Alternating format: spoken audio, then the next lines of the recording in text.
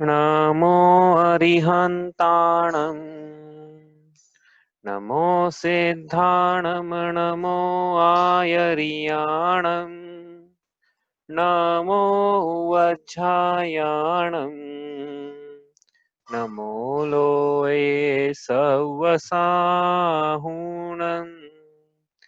तीन भुवन में सार वीतराग विज्ञानता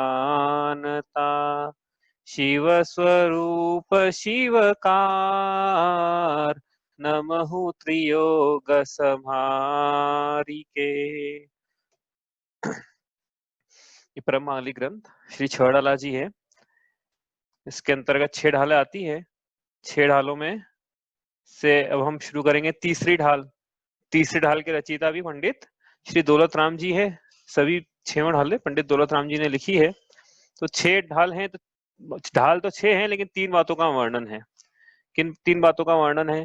पहली ढाल में संसार परिभ्रमण की कथा बतलाई, संसार परिभ्रमण के दुखों का निश्चय कराया। दूसरी ढाल में उन दुखों का कारण बतलाया। अब तीसरी ढाल में उन दुखों से बचने के उपाय बतलाते हैं। तो आज अपन ढाल शुरू कर रहे हैं, तीसरी ढाल। आपको बोला था कि आप सब जो है 1-2 दिन की छुट्टी थी, अपनी ब्रेक था, तो पहली दूसरी ढाल पढ़ना, आप थोड़ा रिवाइज कर लेना। तो आप सबने करी होगी, ऐसा मेरे को बिल्कुल भी नहीं लगता है, क्योंकि मेरे को पता है कि आपने नहीं की होगी। तो अपन एक काम करते हैं, इसको एक बार पढ़ते हैं पहली दूसरी ढाल को, और फिर आप में से कोई जो है एक सार बताना इसमें से कि पहली ढाल का क्या सार है, दूसरी ढाल का क्या सार है। 5-5 मिनट में आप सार बताना, फिर अपन तीसरी ढाल शुरू करेंगे, ताकि अपना कंटेक्स्ट सेट हो जाएगा कि क्या चल रहा है यहाँ पर। ठीक है, तो इसको पढ़ते हैं एक बार। आपको एक्चुअली क्या रिवाइज भी कुछ लोगों को याद भी नहीं हो रही है, याद हो रही तो भूल रहे हैं लोग, तो क्या इसको बार बार पढ़ना पड़ेगा। अपन क्लास में बार बार दोहराते नहीं है इसको, ताकि अपना समय बचे। आपको अलग से करना है एक्सरसाइज, लेकिन आज अपन तीसरी ढाल शुरू कर रहे हैं, उसके पहले इसको एक बार दोहरा लेते हैं एक बार। ठीक है, ठीक है, उन्हें पढ़ना शुरू करते हैं। भैया हम पढ़ रहे हैं इधर, आप म्यूट पे रहना, और फिर आप में से किसी को एक को सार बताना है इसका ही क्या सार है।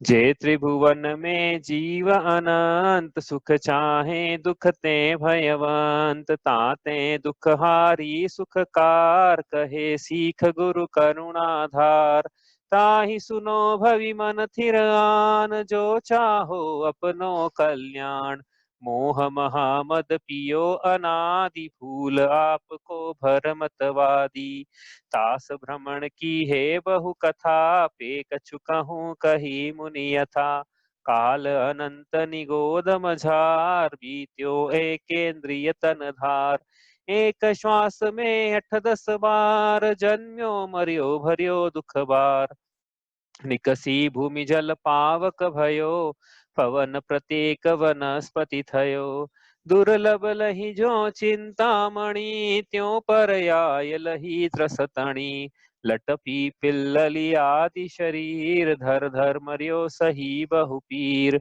कबहू पंचेन्द्रिय पशु भयो मन बिन निपट अज्ञानी थयो सिंहादिक सैनी वे क्रूर निबल पशु हति खाए भूर कबहू आप भयो बलहीन सबल नी करि खायो अति दीन छेदन भेदन भूख प्यास भार वहन हिम आतप त्रास वद बंधन आदिक दुख घने कोटि जीव ते जातन भने अति संक्लेश भाव ते मर्यो घोर शब्र सागर में पर्यो तहाँ भूमि पर सुत दुख इसो बिच्छू सहस डसे नहीं तिसो तहाँ राध श्रोणित वाहिनी क्रमिकुल कलित देह दाहिनी तिल तिल करे देह के सेमर तरुदल जुत असि पत्र असि जो देह विदारे तत्र मेरु समान लोह गल जाए ऐसी शीत उष्णता थाय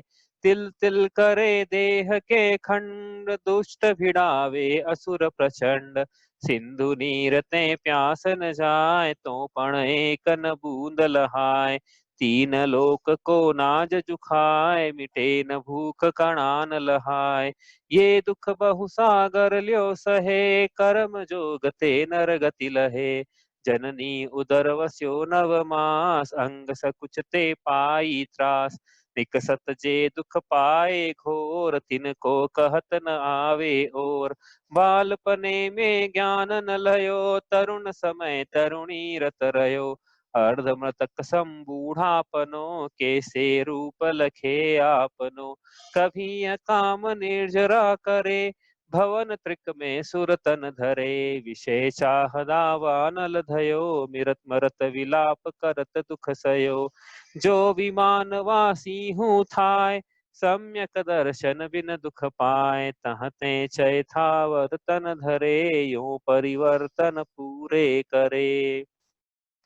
देखो 5 मिनट लगता है इसको पूरा रिवाइज करने में, ज्यादा टाइम नहीं लगता है। तो आप चाहते हैं कि अपन याद रखें इसको, छह डाला को, तो रोज रिवाइज रिवाइज करना पड़ेगा जब तक कि कंठस्थ नहीं होती है। रोज 5 मिनट भी रिवाइज करेंगे तो अपना काम हो जाएगा, अपने को अच्छे से याद हो जाएगी ये। ठीक है, तो बताइए आप में से कोई सारांश करना चाहता है इसका? ज्यादा समय नहीं देंगे अपन, 5 मिनट के अंदर अंदर इसका पहली ढाल का क्या सार है, क्या समझ में आया पहली ढाल पढ़ के अपने को? क्या बता रहे हैं पंडित दौलत राम जी यहाँ पे? कोई बताना चाहता है?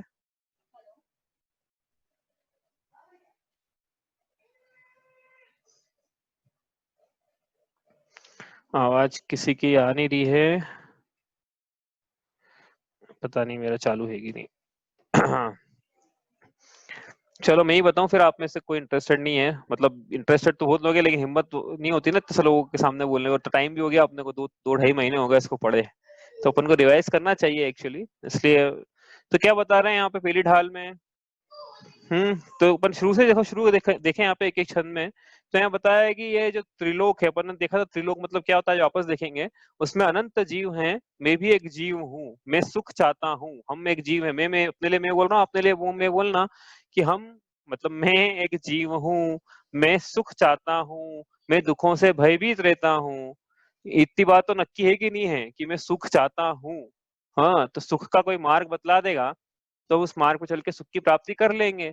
जब तीसरी ढाल में शुरू होगा तो सुख चाहता हूँ और दुख से भयभीत हूँ, इसलिए दुखों को हरने वाली, सुखों को करने वाली शिक्षा आचार्य गुरु करुणा धारण करके दे रहे हैं। कैसी है शिक्षा जो देंगे छठी ढाल में? क्या प्रयोजन है छह ढाला का? ये छह ढाला का प्रयोजन ये है कि इसमें शिक्षा है, इसमें सीख है, जो मुझे उसकी प्राप्ति कराएगी जो मैं प्राप्त करना चाहता हूँ। मैं सुख प्राप्त करना चाहता हूँ, सुख की प्राप्ति कराएगी। मैं दुखों से मुक्ति चाहता हूँ, उन दुखों से मुक्ति प्राप्त करने वाली सीख है, शिक्षा है। क्या करें ऐसी शिक्षा का कि पहले तो शिक्षा को सुने हम।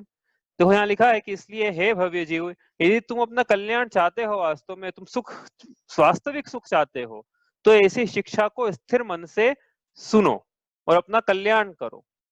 तो भव्य लगाया यहाँ पे, हे भव्य। भव्य मतलब क्या होता है हमने देखा था। आगे क्या लिखा है यहाँ पे कि देखो ये दुखों का मूल कारण क्या है। पहली पहली ढाल का सार यदि हम बोले तो ये पंक्ति है, मोह महामत पियो अनादि भूल आपको भ्रमतवादी।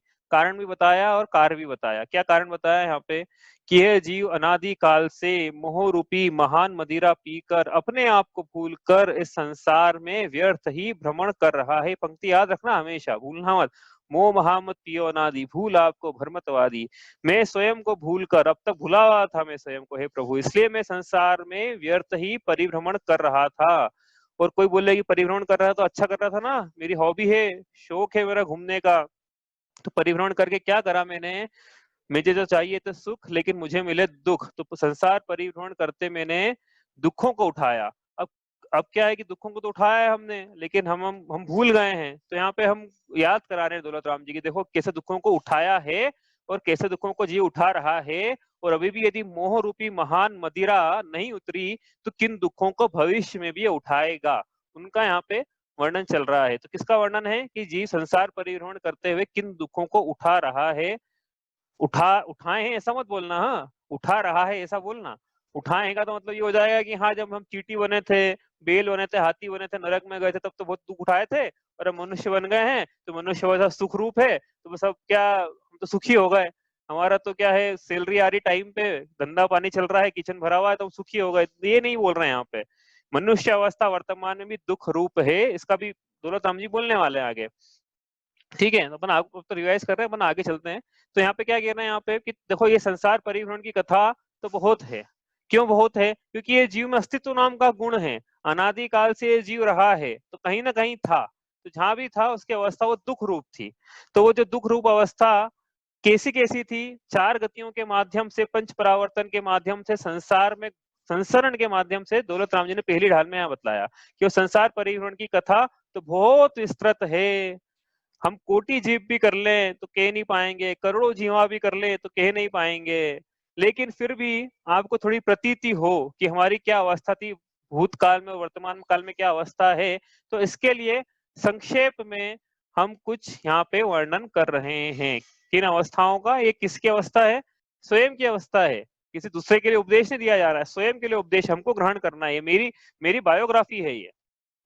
ऐसा मान के इसको सुनना है, ऐसा नहीं कि दौलत राम जी की है या किसी तीसरे थर्ड पर्सन की है या जो नार की है उनकी कथा है। ये कथा स्वयं की है, मेरी बायोग्राफी। सभी की कथा एक जैसी है तो कितना आसान है, सबकी कथा भी एक जैसी है, सबकी बीमारी भी एक जैसी है, तो सबका इलाज भी एक जैसा ही है। वो इलाज क्या है वो तीसरे हाल में आज शुरू करेंगे, लेकिन उसके पहले कथा की बात कर रहे हैं यहाँ पे रिवाइज करते हुए। तो यहाँ पे क्या कह रहे हैं कि कथा कहाँ से शुरू हुई इस जीव की। इस जीव ने अपना अनंत काल तो कहाँ बिताया? निगोद अवस्था में बिताया। निगोद अवस्था मतलब जहां एक ही शरीर के अनेक स्वामी, और कितना काल रहा? अनंत काल। अनंत का क्या प्रमाण था आपने देखा था? प्रमाण तो कभी देख नहीं पाएंगे हम, लेकिन भावाभास हमने की थी अनंत कितना बड़ा होता है। अनंत लोगों को लगता है छोटा मोटा नंबर होगा ये 5, 50, 25, 100, इससे कोई बड़ा नंबर। अनंत इतना बड़ा है कि हम उसकी भावाभासना करने में हमको टाइम लग जाता है, 10 मिनट लग जाते हैं। इतना बड़ा तो नंबर अनंत है। इतना काल इस जीवन अनंत काल में बिताया, और वहां पे एक इंद्री बनाई। एक इंद्री मतलब स्पर्शन इंद्री थी। तो स्पर्शन इंद्री के सुख हुए कि दुख हुए? भाई स्पर्शन इंद्री के आठों जो गुण होते हैं ना, वो आठों को शरीर में इसके उष्णता, शीत आदि दुख ही हुए। और ये क्या है? संयोगों की अपेक्षा से यहाँ पे दुखों का वर्णन चल रहा है पहली ढाल में। वास्तविक दुख तो क्या है? ऊपर बोल दिया पहले ही, मोह महामत पियो अनादि। वो मोह की मदिरा पीना ही वास्तविक दुख है। बाकी तो यहाँ पे संयोगों की अपेक्षा से दुखों का वर्णन चल रहा है। कैसे कैसे दुख है संयोगों की अपेक्षा? तो यहाँ लिखा एक एग्जाम्पल उन्होंने कि निगोदिया को ऐसे दुख होते हैं कि एक ही श्वास में 18 बार वो जन्मता है और मरता है। तो किसी को लगेगा कि 18 बार जन्म रहा है, मर रहा है, तो दुख क्या है उसमें? अब किसी को अपन ये सोचे कि उदाहरण दिया था उस दिन भी, क्या कि जैसे अपना अंगूठा है, ये टूट जाए तो कितना दर्द हो, और एक सेकंड में 18 बार टूटे तो कितना हो, एक श्वास में 18 बार टूटे तो कितना हो। इसका शरीर टूट रहा है 0.76 सेकंड में 18 बार इसका शरीर टूट रहा है, इसको कितनी पीड़ा होती होगी। निगुदिया की बात चल रही है यहाँ पे। और कितने टाइम तक रही पीड़ा इसको? अनंत काल। अनंत काल हमको ऐसी पीड़ा रही जब हम निगोद अवस्था में थे। फिर वहां से कभी जीव निकला, अपने भाग्य से निकला, कोई इसके विशेष पुरुषार्थ हुए हो ऐसा नहीं है। बिल्कुल समझ लो कि काल अवधि पक गई इसके निकलने की, तो वहां से निकला निगोद से। फिर क्या बना? ये मोक्ष हो गया निकलते से ही कि नहीं? निकलते से ही फिर ये देखो पंडित जी ने क्रम क्रम से आगे बढ़ाया है। हमने पहले ही बोला था कि जरूरी नहीं कि यही क्रम लेना है अपने को, निगोद से निकल के सीधे मनुष्य भी बना जा सकता है, लेकिन यहाँ अपन क्रम क्रम से एक एक इंद्रिय आगे बढ़ा रहे हैं। उसकी पहले निगोद बना, निगोद से स्थावर बनाएंगे, फिर एक एक इंद्रिय आगे बढ़ाएंगे। तो निगोद से निकलने के बाद वो क्या बना? भूमि, जल, पृथ्वी, जल, अग्नि, वायु, वनस्पति, इस प्रकार 5 जो स्थावर जीव है वो बना। तो एक भूमि जीव है इसमें। भूमि का एक, पृथ्वी का एक जीव, जल का एक जीव, अग्नि का एक जीव, वनस्पति का एक जीव और वायु का एक जीव, इस प्रकार से ये बना। तो स्थावर और निगोद में क्या अंतर है? कि भाई एक मूल अंतर तो ये कि स्थावर में क्या एक शरीर का एक स्वामी, और निगोद में एक शरीर के अनंत स्वामी है। तो इसको ये फैसिलिटी मिल गई बस कि भाई एक शरीर का तुम एक ही स्वामी हो, लेकिन ऐसा नहीं कि इसको उससे ज्यादा कुछ, एक इंद्री ही थी वहां पे भी, इसको स्पर्शन इंद्री ही थी। स्पर्शन इंद्री में ही उसको एकत्व, ममत्व, कर्तृत्व और भोक्तत्व का भाव इस स्पर्शन इंद्रिय के माध्यम से अपने शरीर में था कि शरीर मैं हूँ, शरीर मेरा है, शरीर का कर्ता मैं हूँ, शरीर का भोक्ता मैं हूँ, शरीर ही मैं हूँ। ऐसी मान्यता अग्रहित, हमने पढ़ा दूसरे ढाल में, अग्रहित मिथ्यात्व की मान्यता अनादिकाल से जीव को चले आ रही है, उसकी वहां भी थी। तो शरीर की उत्पत्ति को मेरी उत्पत्ति, शरीर का उत्पत्ति का स्वयं का नाश, शरीर को उष्ण लगे तो स्वयं को उष्ण लगे, वनस्पति है शीत में खड़ी है, उष्ण में खड़ी है, बारिश के थपेड़े सह रही है, सब उसने सहन किया वहां पे। उसके बाद क्या हुआ? बड़ा भाग्य। देखो क्या लिखा दौलत राम जी ने, एक इंद्रिय से त्रस पर्याय की प्राप्ति मिलना इतनी कठिन है जैसे कि किसी को चिंतामणि रत्न की प्राप्ति होती हो। किसी को हुई क्या अपने में चिंतामणि रत्न की प्राप्ति? वास्तविक चिंतामणि की रत्न की प्राप्ति है पंचम काल में कि 2500 सालों में सुना होगा आपने कि 50 लोगों को हो गई होगी, इतनी पॉपुलेशन हो गई। तो इतना दुर्लभ है चिंतामणि रत्न की प्राप्ति, जितनी दुर्लभ है उतनी ही स्थावर पर्याय से त्रस पर्याय की प्राप्ति दुर्लभ है। अब स्थावर क्या होता है, त्रस क्या होता है, हमने पढ़ लिया था, हाँ रिवाइज नहीं कर रहे, थोड़ा तो क्या भाव वासना कर रहे हैं कि क्या विषय वस्तु थी पहली ढाल की। ठीक है, तो ऐसी त्रस पर्याय इसको मिली। फिर क्या हुआ, तो फिर तो खुश हो गया होगा ये कि चलो अपने तो त्रस शरीर मिल गया है इसको। यहाँ क्या कह रहे हैं कि लट पीपिल अली आदि शरीर धर धर मरियो सही बहु पीर, किए जीव को लट पीपिल मतलब 2 इंद्री 3 इंद्री 4 इंद्री इनका शरीर प्राप्त हुआ, और प्राप्त होके मरा है बार बार, कभी लट बन के मरा, कभी चींटी मर के। किसकी कथा चल रही है ये? पंडित दौलत राम जी की, महावीर भगवान की। हाँ, जीव ऐसा सुनता है जैसे पता नहीं किसकी बात चल रही है।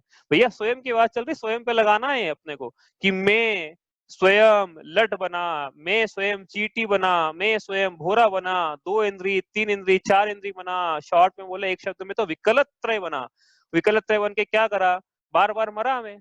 अब लट पीपीलो भोरा इनका जीवन कैसा है, पैरों मतलब पड़ा था, पैरों में आ गए, मिक्सर में पिसा गए, पंखे में आ गए, अग्नि में आ गए, कोई जीव मानने को तैयार नहीं इनको। अपन सब्जी हाँ कर रहे हैं, सुधार रहे हैं, उसमें आ गए कोई जीव, तो जीव भी जा रहा है साथ में। ऐसे ऐसे इनकी हालत है, ऐसी हमारी अवस्थाएं रही है। फिर क्या हुआ, विकलत त्रय के बाद ये महाभाग्य से सब में लगा ना, ये दुर्लभ लही जो चिंतामणि, तो दुर्लभ लहा दुर्लभ लही ये पर्याय पंचेंद्रिय की, पंचेंद्रिय पशु बन गया। तो अब तो खुश हो गया होगा ना, देखो स्पर्शन रसना घ्राण चक्षु कर्ण, तो कर्ण भी मिल गई इसको यहाँ पे, पंचेंद्रिय बन गया। तो अब तो मजा आ गया, तो जिनवाणी सुनेगा कि भैया सुन भी ले यदि जिनवाणी, और यदि असंगी है मन रहित है तो उसको जिनवाणी समझ में आने वाली नहीं है।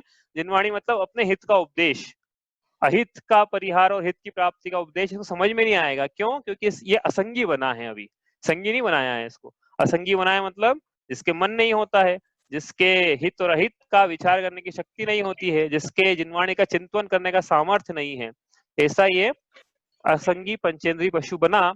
और उसके मेरा एक क्वेश्चन है। हाँ बोलो।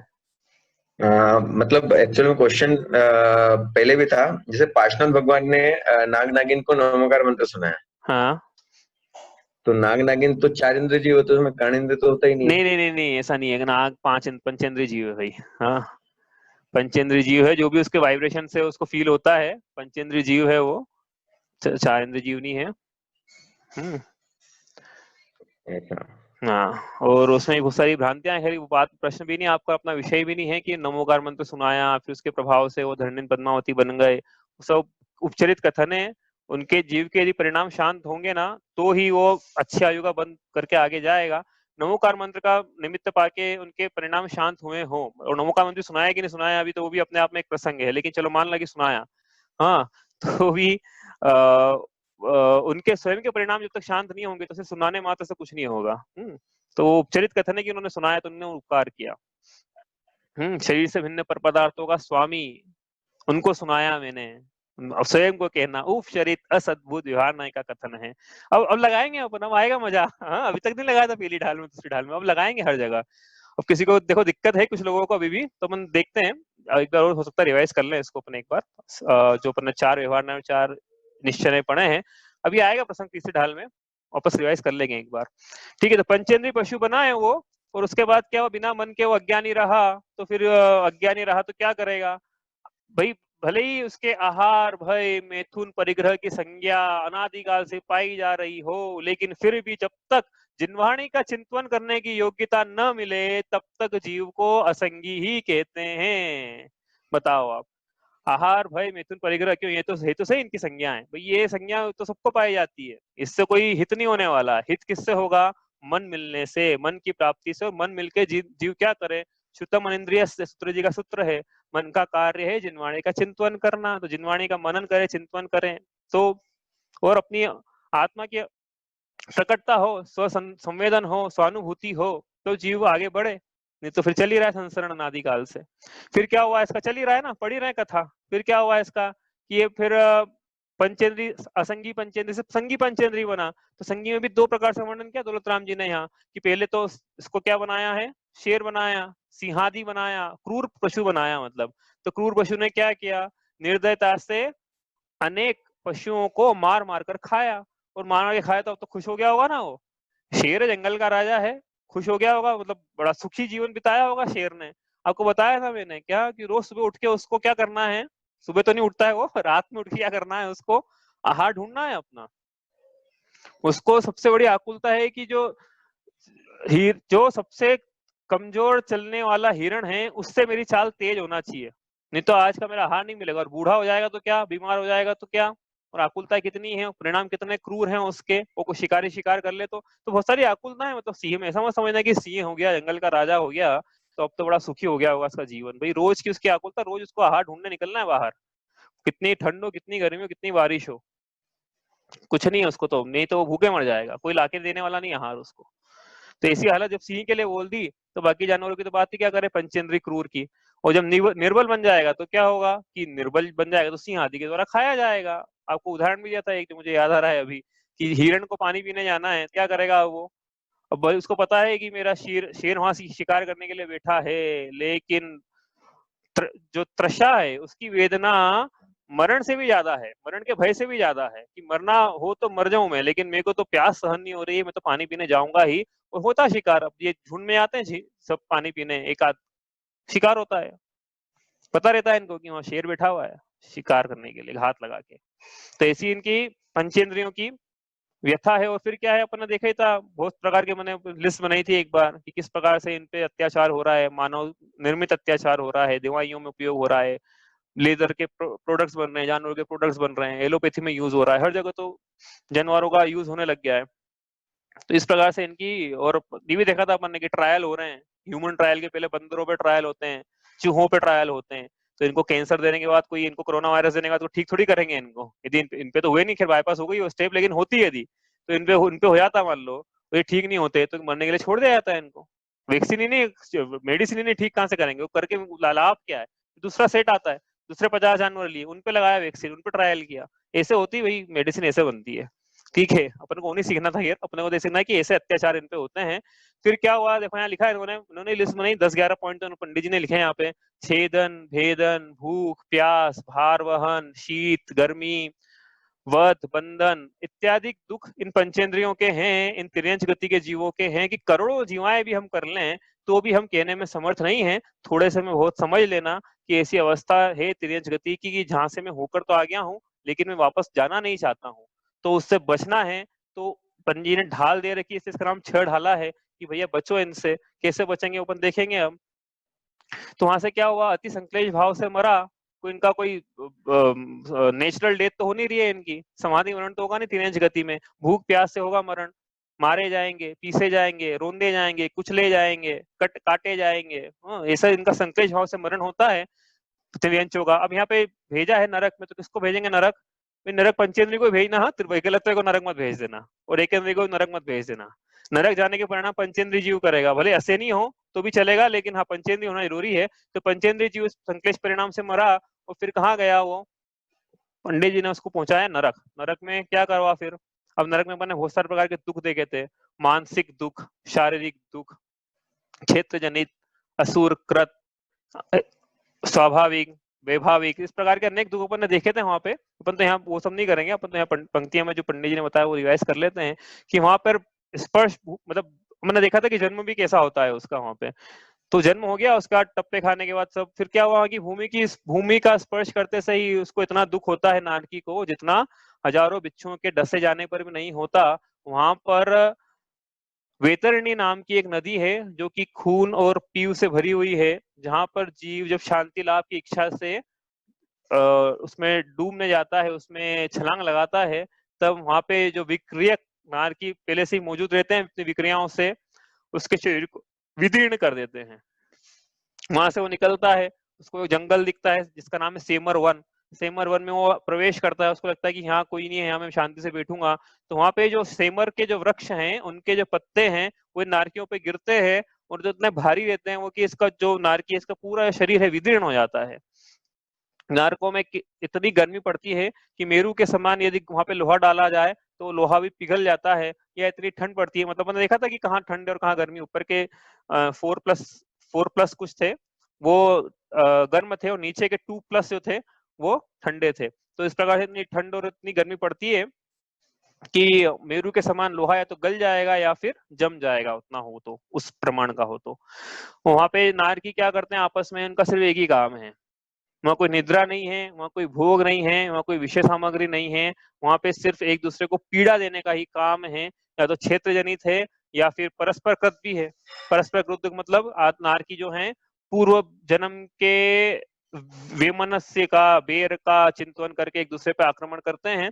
और फिर यदि नहीं भी याद आ रहे हैं तो हमने देखा था कि भवनवासी जो देव, असुर कुमार देव, वहां पे जाते हैं तीसरे नरक तक और उनको अपने पुराने जन्म की बातें इस ढंग से याद दिलाते हैं कि उनके जो वेर भाव हैं क्रूरता के परिणाम और जागे और दूसरे पर आक्रमण करे।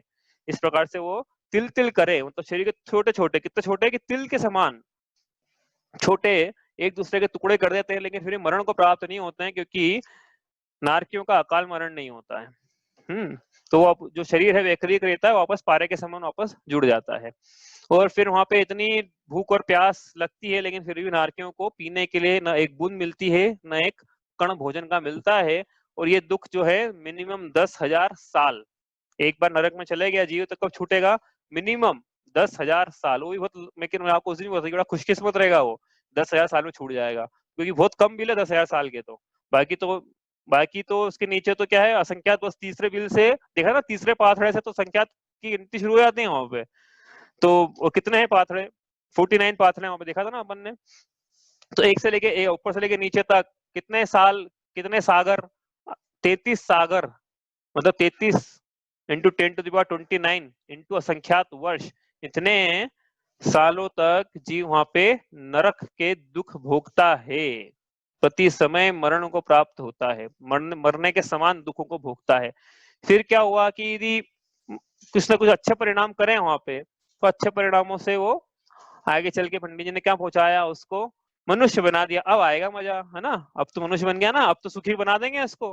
मनुष्य बन गया, अब तो हम तो सुखी है ना जैसे। तो देखो हमारे के कैसे कैसे दुख पाए जाते हैं। 9 महीने तक मल मूत्र के डब्बे में किसी को अपन रख दे, अंग संकुचित करके, अभी बोले आपसे कि चलो आपको बहुत करोड़ों रुपए दिया जाएगा, लेकिन 9 महीने तक ऐसे रहना पड़ेगा किसी को, तो कोई कौन तैयार होगा? तो जन्म ऐसे हुआ था, अब जिसका आगाज ही ऐसा है उसका अंजाम कैसा होगा?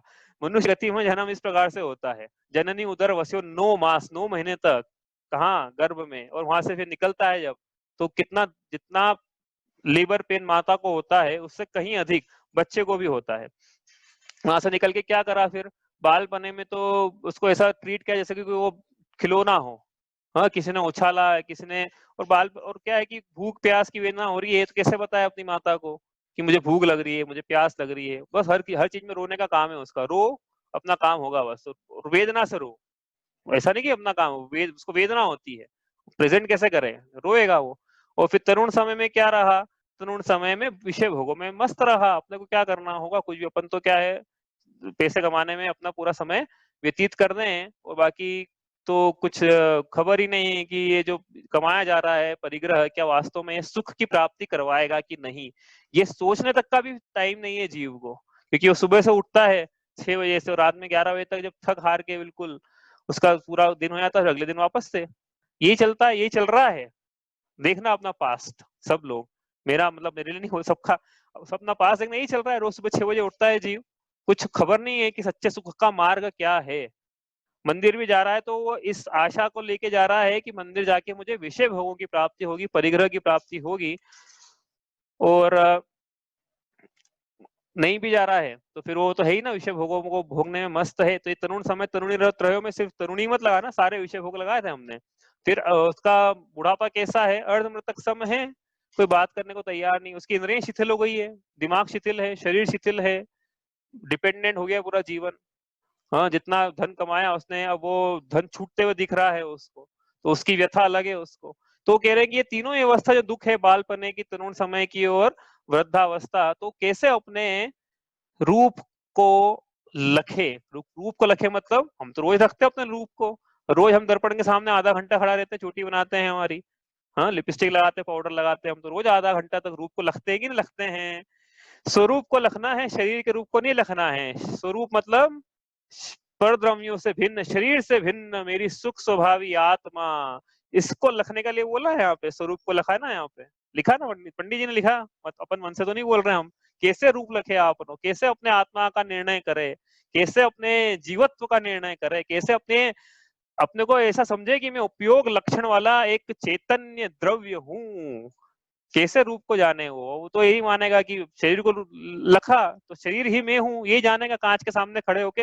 अनादिकाल का अग्रहित मिथ्यात्व ही दर्पण के सामने खड़े होके पुष्ट करा। अब क्या है, दर्पण के सामने स्टिकर लगा देना, जो दिख रहा है वो मैं नहीं हूँ, जो देख रहा है वो मैं हूँ। पहले बताया था क्या मैंने आपको, याद नहीं हो सकता बताया हो। जो दिख रहा है वो मैं नहीं हूँ, वो तो शरीर है, पुद्गल है, स्पर्श रस गंध वर्ण वाला है, और मैं क्योंकि देख रहा हूं तो मैं ज्ञान वाला, दर्शन वाला, सुख वाला, वीर्य वाला वो मैं हूं। जो देख रहा है वो मैं हूं, जो दिख रहा है वो तो शरीर है। आज इस शरीर में हूं, इस बारदाने में हूं। बारदाना समझते हो ना, बारदाना क्या होता है। आज इस बारदाने में हूं, कल दूसरे बारदाने में होऊंगा, तो पैकिंग की क्या कीमत है। पहले भी आज आज ही हमारे घर में एक पार्सल आया भाई तो क्या करा, पैकिंग सबसे पहले फाड़ के पैकिंग को फेंक दिया। क्या काम, पैकिंग की क्या कीमत है, कोई कीमत नहीं पैकिंग की, तो पैकिंग है ये, कोई कीमत नहीं है इसकी।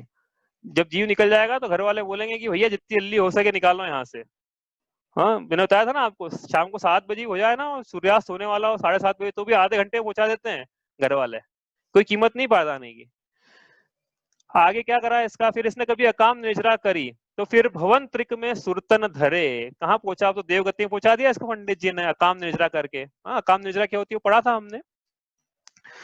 तो भवन सुरत, अब क्या करा इसको, पहुंचा दिया अपन ने स्वर्ग में पंडित जी ने। अब तो ये सुखी हो गया होगा ना, हमको तो सुख चाहिए, देव आयु चाहिए, हमारे अगला भाव सुधर जाए। अगला भाव सुधर जाएगा मतलब क्या हो जाए, पंचम काल में अगला भाव सुधर जाएगा, क्या मतलब है। पंचम काल में अगला भाव सुधर जाए मतलब देवगति मिल जाए। यही चाहती जीव, यही चाहती जनता। हाँ, कि अगला भाव, अगला भाव, अगला भाव। अगले भाव की बात ने बोला था, अगला भाव सुधारने में श्रद्धान होना बंध तत्व में विपरीत श्रद्धान है, क्योंकि इसका ये क्या चाहता है बस कि वो देव आयु मिल जाए। तो देव आयु के बंध में इसका समी सुख मानता है, मतलब बंध तत्व में विपरीत श्रद्धा है, संसार अच्छा लग रहा है इसको, मतलब ये हुआ। तो देव आयु मिल जाए, क्या हुआ देव आयु मिलके, देखो क्या लिखा है यहाँ पे। पहली बात तो भौतिक में पैदा हुआ ना, मतलब मिथ्या दृष्टि था जन्म से। अशुभ लेशिया में जन्म हुआ इसका नियम से। और स्त्री जन्म हुई तो वो तो विमानिक में भी चलो स्त्रियों की बात बाद में करेंगे, जब विमानिकों में जन्म कराएंगे। भौतिक की बात पहले करते हैं। तो क्या हुआ, विषय चाह दावानल दहयो, तो भाई देवगति में उत्पन्न हो गया, तो इसका मतलब थोड़ी कि विषयों की ज्वाला ठंडी हो गई इसकी। भाई पहले विषयों की ज्वाला ज्यादा थी, भोग जितने थे उस हिसाब से मैं संतोष थोड़ा बहुत कर भी लेता था। अब तो इसका विषय भोग इतने हैं कि ये सोचता है कि इस देवी को भोगूं कि उसको भोगूं, ये यहाँ जाऊं, इस द्वीप में रमण करने जाऊं कि उस द्वीप में रमण करने जाऊं, ऐसे भोगूं कि वैसे भोगूं, इसकी आकुलताएं बढ़ गई उल्टा। तो ये उल्टा ज्यादा दुखी हो गया, देव ज्यादा दुखी हो गए। देव क्योंकि भोग बढ़ गए ना, अब भोगों को भोग बढ़ गए, तो भोगों को बढ़ने की लालसा बढ़ गई, तृष्णा बढ़ गई, आकुलताएं बढ़ गई। और फिर अपन ने देखा था कि देवी, भाई कौन चलेगा मेरे साथ, सबकी सब देवियां हाथ उठाते, मैं चलूंगी, 32 की 32 हाथ उठा दे, अब देव किसको ले जाए, झगड़े हो जाए वहां पे। तो ऐसी ऐसी हालत है, अब एक से एक संभलती नहीं है जी, उससे 32 कैसे संभालेगा वहां पे। किसी को लगेगा कि नहीं बहुत मजा आएगा, भाई अभी देख लो अपनी हालत की क्या है, मजा आ रहा है कितना गृहस्थी में है तो वहां 32 की गृहस्थी है, 32 देवी कम से कम, वो भी और वो देव की, अभी देवी बन गए तो हाँ तो ये कोई देव आयु अच्छी अवस्था है भवन त्रिकों की, कोई कोई अभी देखेंगे आगे अपन कि इसमें पंडित जी बोले कि वो अच्छी अवस्था नहीं है ये। और फिर क्या हुआ, जब मरण हुआ इसका तो भोग छूटते हुए दिख रहे हैं, जब मनुष्य गति में मरण होते हुए भोग छूटते हुए दिखते हैं तो दुख होता है। तो देव गति में 10,000 वर्ष मिनिमम आयु थी उसकी, वो भोग छूटते हुए दिखेंगे इसको, तो कितना दुख होगा इसको। और एक में जाते हुए दिख रहा है अपने आप को, स्वयं को वो। हाँ, एक में सभी जाते हैं, ऐसा कोई नियम नहीं है। हाँ, लेकिन या तो एक में जाएगा या पंचेंद्री मनुष्य बनेगा। हाँ, इसके अलावा कोई ऑप्शन नहीं है उसके पास में। फिर क्या हुआ, चलो भौतिक में दुख हो गए, वैमानिक बनाए, तो अब तो बता दो सुख वैमानिकों के। वैमानिकों को तो सुख ही बताओ ना, क्योंकि इनका वैभव तो भौतिकों से ज्यादा है, इनकी आयु भी ज्यादा है, इनका वैभव ज्यादा है, ऐश्वर्य ज्यादा, शक्तियां ज्यादा। हाँ, तो फिर सुख ज्यादा होंगे ना। कि भाई क्या लिखा है यहाँ पे कि भैया संयोग की अपेक्षा क्या वर्णन करें। आपको समझ में आई क्या होगा कि संयोग की अपेक्षा वर्णन, क्योंकि जो छूटता है जब, तो फिर वो जिनका संयोग हुआ है वक्त आने पे वो वियोग को प्राप्त हो गई ना। और विषयों में सुख है भी नहीं, ये बात भी सिद्ध होती है, वो आगे कर भी देंगे, दूसरी ढाल में करी भी है। तो यहाँ पे आप संयोगों की अपेक्षा कथन नहीं किया उन्होंने वैमानिकों का। मन होने वाला देखो, संसार में जो सबसे अच्छी गति लग रही है जीव को, वहां पे भी जीव तभी सुखी है जब वो सम्यक दर्शन के साथ है। यदि सम्यक दर्शन के साथ ये 90 ग्रह का अहमेंद्र भी बन गया तो सम्यक दर्शन बिन दुख पाए, ऐसा लिखा है यहाँ पे। बिना सम्यक दर्शन के ये जीव नव्य ग्रवे का अहमेंद्र भी बन जाएगा। तो सम्यक दर्शन बिन दुख पाए। तो दुख सुख का कारण क्या है, सुख का कारण समझ। नवग्रह का अहमेंद्र भी जीव हो जाए बिना सम्यक दर्शन के सुख की प्राप्ति नहीं कर सकता। तो एक बात यहाँ से समझ में आती है कि सुख का एकमात्र कारण जो है वो सम्यक दर्शन है, और दुखों का एकमात्र कारण मिथ्या दर्शन है। उसी की बात की सिद्धि वापस दूसरी ढाल में की है। तो यहाँ से पहली ढाल का अंत जब किया तो उन्होंने एक साइकिल पूरी कर दी, पंच परावर्तन पूरे कर दिए, संसरण पूरा कर दिया, एक चक्र संसार का पूरा लगा दिया गतियों की अपेक्षा। हाँ, इस प्रकार से। तो यहाँ से उन्होंने बोला कि वहां से जीव मरकर क्या हुआ, फिर वहां से एकेंद्रीय हुआ। तहते चे था वर्तन धरे, यो परिवर्तन पूरे करे। 5 परावर्तन हमने देखे थे, द्रव्य, क्षेत्र, काल, भव, भाव, परावर्तन। ऐसे कितने परावर्तन कर लिए? ऐसे इस जीव ने अभी तक अनंत परावर्तन कर लिए हैं। एक एक कण को पलट पलट के देख लिया, कहीं सुख की प्राप्ति नहीं हुई। तो अब भगवान कह रहे हैं कि देखो, तुमने तुम्हारे मन की कर ली, अब एक बार हम जो कह रहे हैं वो भी करो।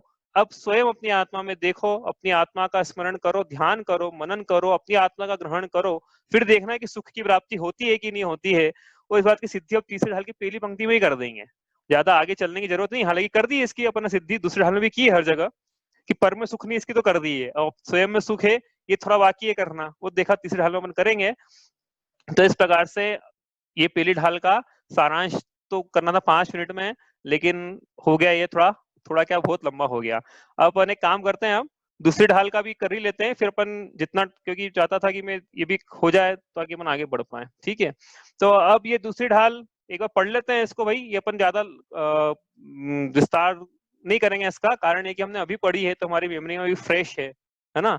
तो इसको थोड़ा सा शॉर्ट में करेंगे, पढ़ते हैं एक बार। लेकिन इसको आप इसको पढ़ना साथ में, क्योंकि बहुत से लोगों को अभी भी ढाल याद नहीं हुई, और दूसरी ढाल बहुत प्रयोजनभूत है ये, बहुत, क्योंकि अपनी गलतियों की ढाल है। हमने जो गलतियां करी है, जिन गलतियों के कारण ये जीवन अनादि काल से संसार परिभ्रमण करके दुखों को उठा रहा है, ऐसे कौन से अपराध किए हैं मैंने, उन अपराधों की यहाँ चर्चा है। तो हमें याद होना चाहिए ताकि हम उन गलतियों को न दोहराएं। तो पढ़ते हैं एक बार इसको। ऐसे मिथ्या दृग ज्ञान चरण वश भ्रमत भरत दुख जन्म मरण ताते इनको तजिए सुजान सुनतिन संक्षेप कहूँ बखान जीवादि प्रयोजन भूत तत्व सरधे तिन माहि विपर्ययत्व चेतन को है उपयोग रूप बिन मूरत चिन मूरत अनूप उदगल नभ धर्म धर्म काल इनते न्यारी है जीव चाल ताको न जान विपरीत मान करी करे देह में निज पिछान मैं सुखी दुखी में रंक राव मेरो धन ग्रह गोधन प्रभाव मेरे सुततिय में सबल दीन बेरूप सुभग मूरख प्रवीण तन उपजत अपनी उपज जान तन नशत आप को नाश मान रागादि प्रगट ये दुख देन तिन्ही को सेवत गिनत चेन शुभ शुभ बंद के फल मझार रति अरति करे निज पद विसार आत्म हित हेतु विराग ज्ञान ते लखे आप को कष्ट दान रोकी न चाह निज शक्ति खोय शिव रूप निराकुल तान जोय याही प्रतीति जुत कछुक ज्ञान सो दुखदायक अज्ञान जान इन जुत विषयन में जू प्रवृत्त ताको जानो मिथ्या चरित्र यो मिथ्यात्वाद निसर्ग जेह अब जे ग्रहित सुनिए सुतेह जे कुगुरु कुदेव कुधर्म सेव पोषे चिर दर्शन मोह एव अंतर रागादिक धरे जेह बाहर धन अंबर ते स्नेह धारे कुलिंग लहि महत भाव ते कुगुरु जन्म जल उपल नाव जे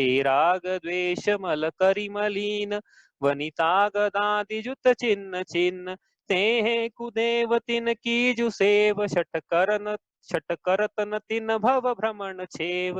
रागादि भाव हिंसा समेत दरवित त्रस्त थावर मरण खेत। ते क्रिया तिन्हें जानहु कुधर्म तिन सरधे जीव लहे अशर्म। या कुग्रहित मिथ्यात्व जान अब जे ग्रहित सुनिए अज्ञान। एकांतवाद दूषित समस्त विषयादिक पोषक अप्रशस्त। रागी कुमतिन कृत श्रुत अभ्यास सोहे कुबोध बहुदेन त्रास। जे ख्याति लाभ पूजादि चाह धरि करत विविध विध देह दाह। आत्म अनात्म के ज्ञानहीन जे जे करनी तन करन छीन। यो सब मिथ्याचारित्र त्याग अब आत्म के हित पंथ लाग। जग जाल भ्रमण को देहु त्याग अब दौलत निज आत्म सुपाग। तो यहाँ पे जैसे हमने बताया कि पहली ढाल में संसार की कथा आई, तास भ्रमण की है बहु कथा। और कथा क्यों हुई संसार परिभ्रमण की, उसका कारण यहाँ बतलाया। क्या बतलाया कि ये इस जीव ने अनादि काल से संसार परिभ्रमण करके दुखों को उठाया, उसका मूल कारण, मूल की बात करेंगे यहाँ पे, ये नहीं बोलेंगे दुखों का कारण भूख प्यास, विषयों की प्राप्ति नहीं हुई, परिग्रह की प्राप्ति नहीं हुई, शरीर में रोग का उदय आया, महामारी का उदय आया, ये नहीं बोलेंगे। क्या बोलेंगे? मूल कारण की चर्चा है यहाँ पे। तो मूल कारण क्या है? मिथ्या दर्शन, मिथ्या ज्ञान, मिथ्या चारित्र, ये संसार परिभ्रमण का मूल कारण है। इस मिथ्यात्व के वशीभूत होकर ये जीव अनादि काल से संसार में व्यर्थ परिभ्रमण करके उन दुखों को उठा रहा है जिनका वर्णन हम पहली ढाल में करके आए हैं। ऐसे जन्म मरण के दुखों को उठा रहा है। इसलिए हे जीव, ऐसे दुख के कारणों का त्याग करो तो दुख का त्याग होगा।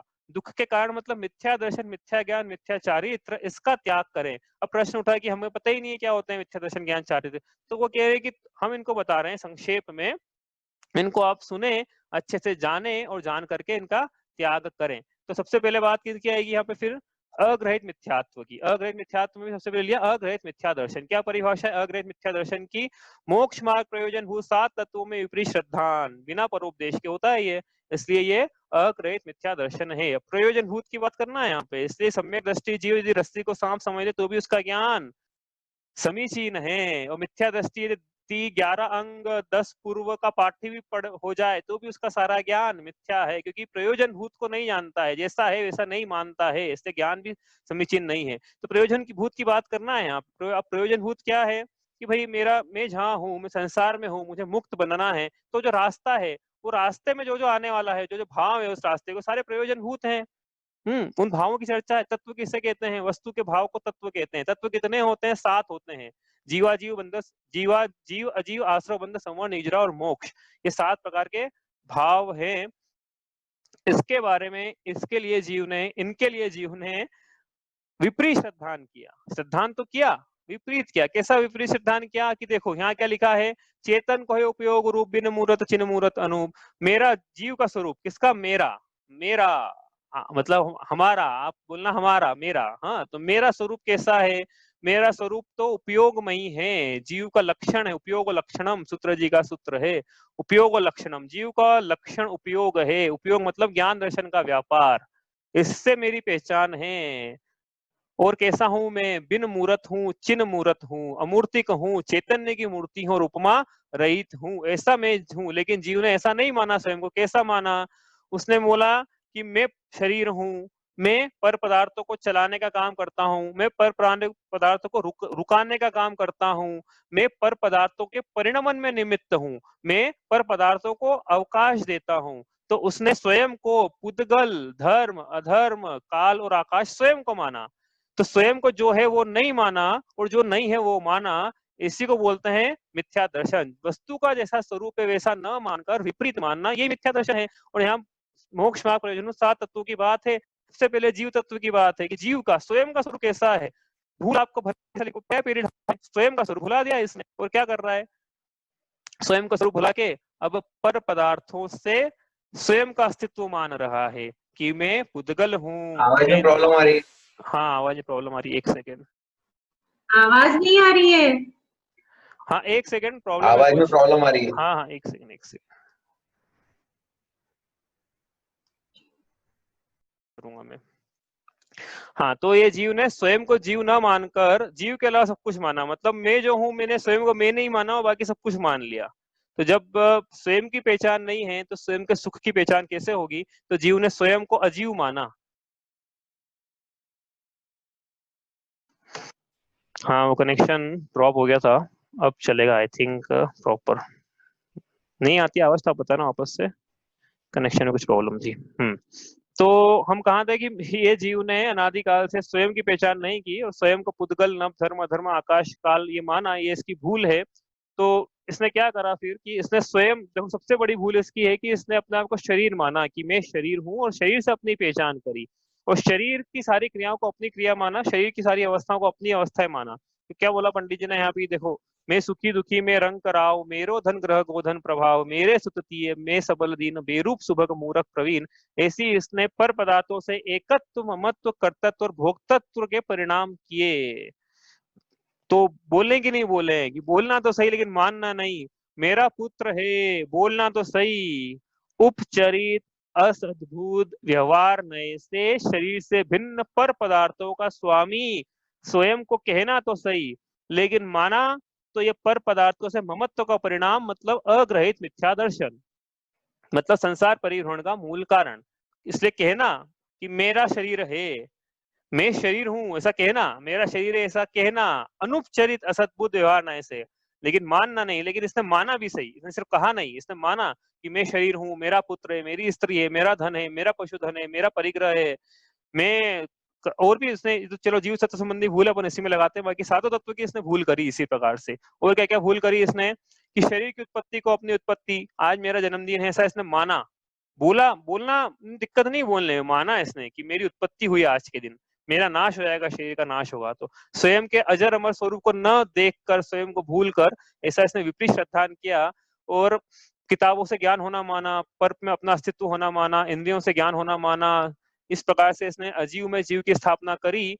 ये इसकी अजीव तत्व संबंधी भूल है। सबसे बड़ी भूल यह है अजीव तत्व संबंधी कि ये अजीव में सुख की स्थापना करता है कि रसगुल्ले में सुख है, स्त्री भोगूंगा तो आनंद की प्राप्ति करूंगा, स्त्री में आनंद है। तो इसने सुख और आनंद की स्थापना अजीव में करी।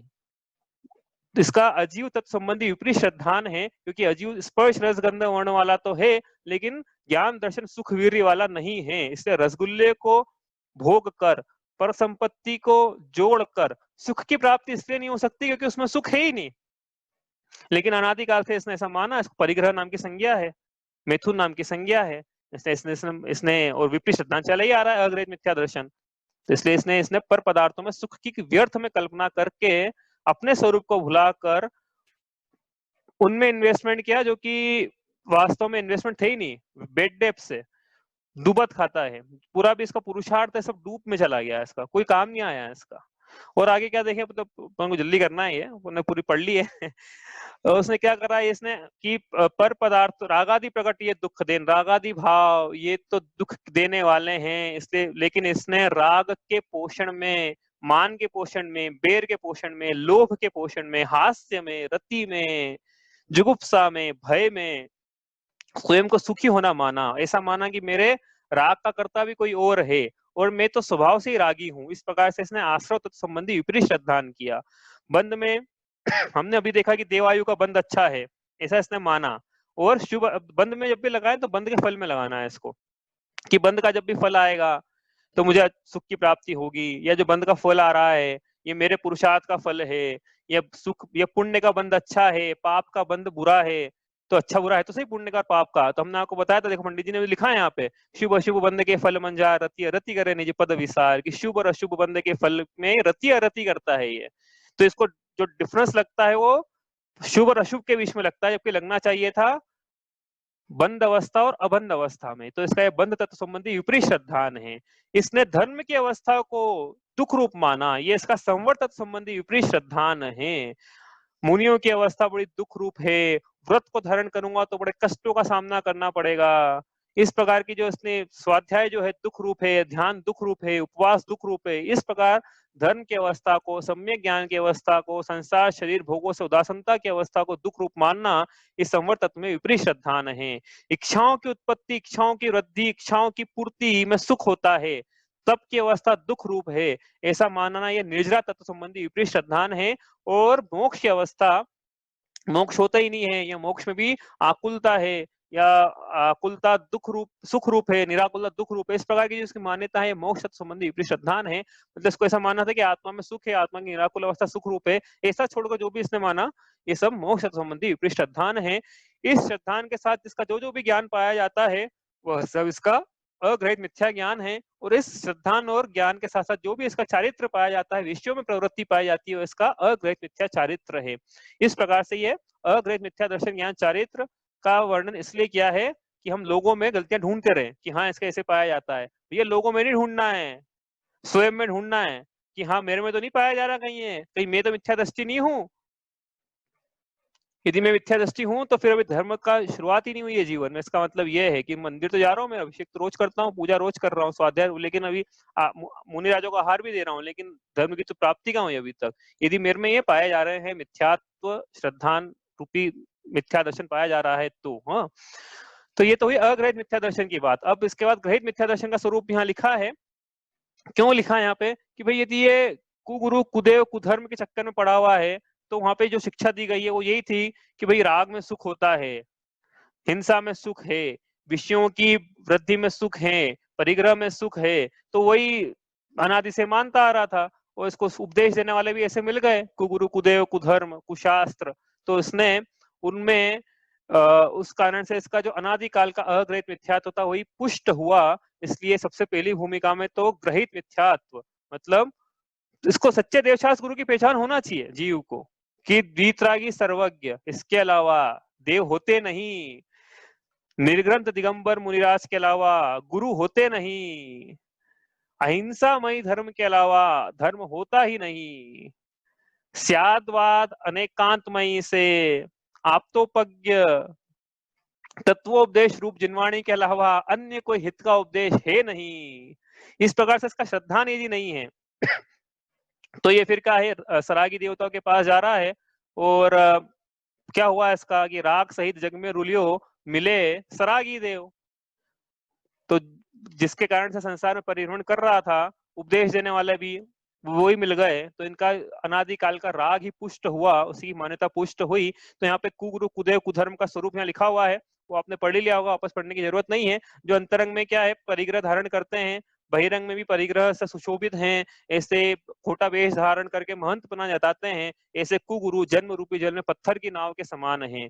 जो अंतर में राग द्वेष के मल से मलिन है, जो अंतर बाहिरंग में स्त्री गदा आयुध आदि चिन्हों से पहचाने जाते हैं, ये सब कुदेव हैं। इनकी जो मूर्ख सेवा करते हैं उनके संसार परिभ्रमण का कभी छोर नहीं आता। और जो रागादि भाव हिंसा समित हो, जो कि त्रस्त और स्थावर जीवों के मरने के स्थान हैं, ये सारी क्रियाएं कुधर्म है। ऐसी कुधर्म की क्रियाएं करके जीव सुख के स्थान पर दुख की प्राप्ति करता है। और जो एकांतवाद का पोषण करने वाला है, विषय कषाय हिंसा का पोषण करने वाला है, जिसके पीछे सरागता और अल्पज्ञता का आधार है, वीतरागता और सर्वज्ञता का आधार नहीं है, ऐसा सारा कुबोध अग्रहित मिथ्या ज्ञान है जो बहुत पीड़ा देता है। इसके बाद अंत में लिखा कि जो प्रसिद्धि लाभ पूजा आदि की चाह से धर्म का धारण किया जाता है, विविध प्रकार से देह को कष्ट दिया जाता है, और आत्मा अनात्मा के ज्ञान के बिना जो सारी क्रियाएं हैं धर्म की, वह सब देह को विदीर्ण करने वाली है। छीन शब्द आया था, अपने क्विज के लिए, उसमें छीन करने वाली, विदीर्ण करने वाली है। तो क्या लिखा वापस यहाँ पे देखो, शब्द देखो यहाँ पे, अगली तीसरे हाल की भूमिका बन रही है एक्चुअली यहाँ पे लास्ट की 3 पंक्तियों में, जो अपने को जरूरी है वो पढ़ते हैं अपन। देखो, आत्म अनात्म के ज्ञानहीन, आया शब्द क्या, आत्म, आत्मा का ख्याल होना चाहिए, अनात्मा का ख्याल होना चाहिए। यदि जीव को आत्मा का ज्ञान नहीं है, अनात्मा का ज्ञान नहीं है, तो उसकी सारी क्रियाएं किसी अर्थ की सिद्धि नहीं करा पाएगी। फिर देखो वापस एक शब्द आया, वापस आत्म लिखा हुआ है यहाँ पे कि ये सब मिथ्याचारित्र है, इस सब को त्याग करके क्या करना है, आत्मा के हित के पंथ में लगना है। किसके हित के पंथ में लगना है, आत्मा के हित के पंथ में। फिर आखिरी लाइन में वापस आत्मा शब्द आया कि क्या करना है कि हे दौलत राम, अब तू अपनी आत्मा में ही भली भांति मग्न हो जा। तो फिर यहाँ से प्रश्न उठा कि आत्मा का हित क्या है, हमें आत्मा का हित बतलाओ। तो फिर ये तीसरी ढाल अब शुरू होती है, इसको पढ़ते हैं। आज अर्थ नहीं कर पाएंगे, समय हो गया है, लेकिन छंद पढ़ते हैं। छंद इसलिए पढ़ते हैं कि देखो, अब आपको एक बात बताता हूँ, ये तीसरी ढाल क्या है, इसमें विषय वस्तु बहुत ज्यादा है और ढाल भी बड़ी है। तो आपको क्या है कि रोज याद करोगे आप तो आप याद कर पाओगे, नहीं तो आपकी ट्रेन मिस हो जाएगी तो फिर बहुत मुश्किल हो जाएगा। इसलिए रोज जो छंद चल रहा है वो छंद याद हो पहले से ही आपको, तो आपको मजा आएगा सुनने में। ठीक है, इसलिए अपन आज पढ़ रहे हैं, इसको आप याद कर लेना कल तक। एक पहला वाला छंद, हाँ पढ़ते हैं इसको। देखो ये अलग छंद है, नरेंद्र जोगी रासा बोलते हैं इसको। अपन देखेंगे अब क्या होता है नरेंद्र जोगी रासा, कितनी मात्राएं होती है कितनी, वो तो आप गिन लोगे, वो आपको आगे गिनना। हाँ चलो पढ़ते हैं इसको। आत्म को हित है सुख सो सुख, आकुलता बिन कहिए, आकुलता शिव माहिन ताते, शिव मग लाग्यो चाहिए, सम्यक दर्शन ज्ञान चरण, शिव मग सो दुविध विचारो, जो सत्यारत रूप सुनिश्चय, कारण सो व्यवहारो। पहली ढाल में बात करी थी मोह महामत पियो अनादि, मोह का अभाव करेगा तो सम्यक दर्शन की प्राप्ति करेगा। पहली ढाल में बोला कि जय विमानवासी हूं था, सम्यक दर्शन बिना दुख पाए, सम्यक दर्शन सुख का एकमात्र कारण है। दूसरी ढाल में बोला अभी आत्म के हित पंथ लाग, आत्मा के हित के पंथ में लग। तो फिर प्रश्न उठा कि आत्मा का हित क्या है और सम्यक दर्शन क्या है, तो उसकी बात यहाँ करेंगे। अब पहली ढाल में पहली पंक्ति में लिखा है कि आत्मा का हित क्या है। अब यहाँ से जो बात आएगी तीसरी चौथी पांचवी और छठी ढाल में, ये मोक्ष मार्ग का प्ररूपण है। मोक्ष मार्ग मतलब जिनागम का एक तरह से प्राण है। सम्यक दर्शन ज्ञान चारित्राणी मोक्ष मार्ग सूत्र जी का पहला सूत्र है। उस सूत्र जी के पहले सूत्र का जो पहला शब्द है सम्यक दर्शन, ये ढाल में सम्यक दर्शन के स्वरूप, सम्यक दर्शन के अंग, उसके गुण और उसकी महिमा का वर्णन है। ये अपन आगे करेंगे। और आपको कुछ पूछना है तो आप पूछ लीजिए, नहीं तो कल अपन इसको अब विधिवत स्टार्ट करेंगे। आप छंद याद करके रखना लेकिन, तो आपको मजा आएगा फिर। कुछ पूछना है किसी को? क्लोज बुक का पेपर आ गए हैं भाई, एक व्यक्ति के नहीं आए हैं अभी तक, बाकी सबके आ गए हैं। अपन देखते हैं, मेरे को संडे को यदि हुआ तो संडे को डिस्कस करेंगे, यदि मैं चेक कर पाया तो, नहीं तो फिर आगे अगले संडे करेंगे। ठीक है, इतना ही करते हैं आज। आवाज की प्रॉब्लम हो रही है क्या? चलो हो गया आवाज बिल्कुल हो गया आज। स्याद्वादने षट द्रव्य गुण पर्याय और प्रमाण का, जड़ कर्म चेतन बंध का, कर्म के अवसान का, कह कर स्वरूप यथार्थ जग का, जो किया उपकार है, उसके लिए जिन वाणी माँ को वंदना शत बार है, वंदना शत बार है।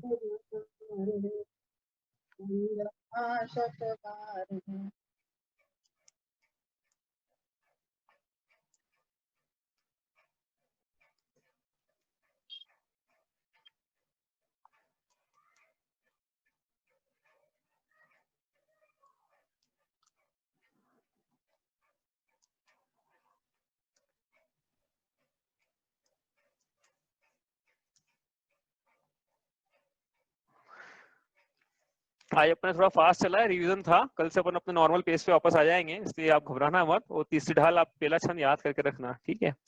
चलिए, जय जिनेंद्र। जय जिनेंद्र।